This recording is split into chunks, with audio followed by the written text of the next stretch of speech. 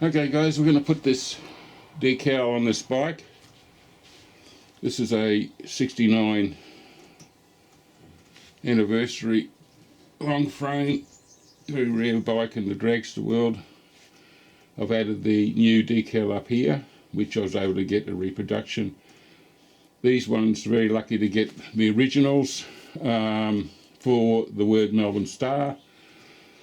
The main tube back here and the headstock in here I'm going to have to recreate myself on the computer. I've done a lot of work on that already. I've marked, this is a picture I took before I stripped it, and I measured the original. You can see how bad the original decals are. This was the best one actually, but all the ones on the tubes were pretty much worn away. As you can see, you can't buy these reproduced. I've been down all those avenues. I was very lucky to find a friend who had the originals, and he had to even look for them. I have the green and white outline one, but that's for a different bike, totally different bike. So now, being an old decal like this is probably going to have to sit in the water for probably a couple of minutes to remove from the decal itself, not 10 seconds like new ones, because it's been on there for 55 years or something.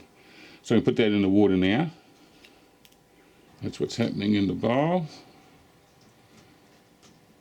It's curling up. So yes, just while we're waiting for that, I stripped this bike completely back. The paint was all, this give you an idea, maybe you can see with this one how bad the paint was.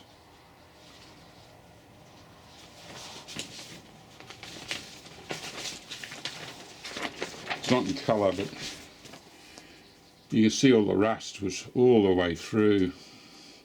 So you can see that post decal is virtually gone as well, but had rust all the way through the frame paintwork. It wasn't in the frame, thank God. Maybe a little tiny bits here and there, but a little bit of pitting here and there. But I rubbed the whole thing back. That good detail, I had to scrub it because there's just no way around it really. But I tried to preserve the original pinstriping, which is near impossible, so I had to leave little markers. So I redid all the pinstriping myself by hand. Boy, what a job that was. But because it was so thin, so fine, you can buy, pinstriping for everything, but they don't make it that fine. It's about the closest one's double that, and that just doesn't look right. So it's got to be done by hand. I did them all by hand. It took a long time. So we're just going to see how decal's going, if it's moving. I'm testing it at the moment just to see if it's coming away. Not really, so I'm going to leave it more in the water. It doesn't take a long time because it's so old. It's up to 2 minutes. We'll give it another 5 minutes. This was a crazy colour to reproduce too. Oh my God, I have to have it done by hand, by eyesight from guys who are very experienced in paint mixing. You can't get a code for it. There's not enough flat surface for any of these code readers to read. Even on the bottom of this I thought might be a go, but no. And they've got better too, those code readers, but still not one sufficient to do this. So it's a couple of guys in the auto business that have been mixing paint all their lives who are able to do it by looking. They found one similar by eyesight, by matching, like, physically matching, and then they kept adding paint to get the exact colour. That's how good they were. So yeah, all merit to them to come up with the colour.